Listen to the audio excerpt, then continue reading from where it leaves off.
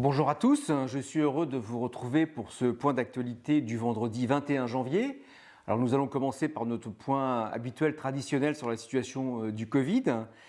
Les spécialistes estiment que nous sommes cette semaine au niveau du pic, espérons-le. Le taux d'incidence dans le Loir-et-Cher est à 2050, le plus élevé pour le Loiret à 2603 et le plus bas pour l'Indre à 1677. La moyenne en région Centre-Val de Loire est à 2398. Le taux d'incidence en France, en moyenne, est à 3245. Je rappelle que le taux d'incidence commence à être en alerte à partir de 50. Donc nous avons des chiffres qui sont quand même relativement élevés. La tension de réanimation.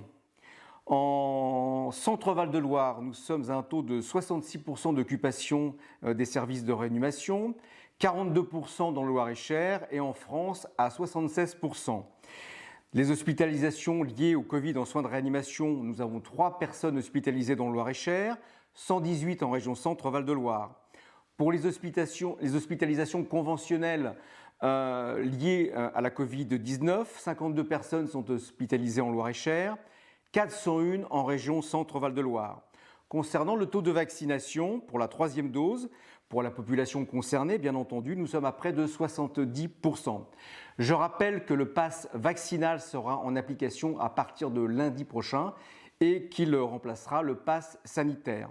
J'encourage également les parents à aller vers la vaccination des enfants de 5 à 11 ans. C'est un élément important pour diminuer cette propagation de ce virus. J'ai eu le plaisir aujourd'hui de visiter le centre de vaccination de Vineuil. Alors, une organisation qui est absolument parfaite et je voulais remercier l'ensemble des bénévoles qui travaillent dans ce centre de vaccination où l'organisation est vraiment au top. Merci aux SDIS, merci aux bénévoles du conseil départemental, de l'agglomération, de la ville de Blois. Bravo, le centre fonctionne vraiment très bien. Et c'est vraiment une réussite pour le Blésois. Nous avons commencé les distributions des capteurs de CO2 dans nos collèges. D'ailleurs, notre vice-présidente Claire Fouché-Maupetit, en charge de l'éducation, accompagnée de Virginie Verneret, vice-présidente également, ont pu visualiser ces capteurs et leur efficacité. Donc ces capteurs sont des capteurs mobiles, ils pourront être déplacés dans différentes classes en test, voir les lieux où ils sont le plus intéressants. Les cantines également, les salles de restauration seront équipées bien sûr de ces capteurs. Mardi 18 janvier, j'ai eu l'honneur de représenter l'Association des départements de France au Sénat lors d'une commission d'enquête sur la situation critique de nos hôpitaux en France et la situation de la santé également.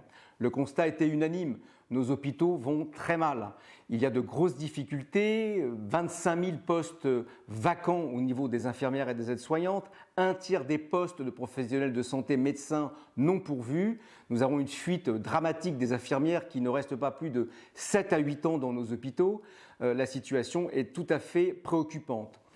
J'ai, au nom d'ADF, proposé différentes mesures éventuelles à étudier, en particulier le fait qu'il fallait rompre avec cette politique de rigueur depuis 10 ans qui asphyxie nos hôpitaux. Il faut également favoriser une gestion décentralisée de nos hôpitaux, beaucoup plus d'autonomie à nos directeurs d'hôpitaux et surtout des directives nationales qui viennent du ministère de la Santé, beaucoup moins contraignantes et beaucoup moins importantes. Redonnons de l'autonomie à la gestion de nos hôpitaux.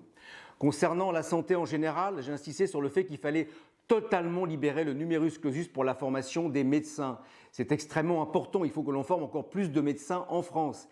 J'ai également fait passer le message qu'il fallait que nos facultés de médecine soient en corrélation pour pouvoir recevoir correctement nos étudiants en médecine, ce qui n'est pas le cas sur la faculté de médecine de Tours.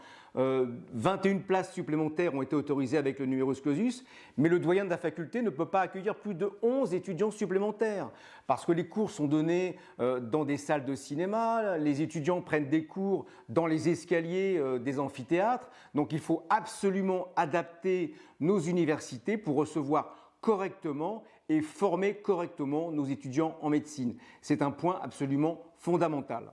Je souhaitais également vous informer que j'ai mis en place une commission santé composée d'experts en santé, bien sûr sur notre département, Et cette commission essaie de trouver des solutions pour favoriser l'accès aux soins et à la prévention de nos concitoyens. Il faut absolument répondre à la situation dramatique de la démographie des professionnels de santé dans notre département.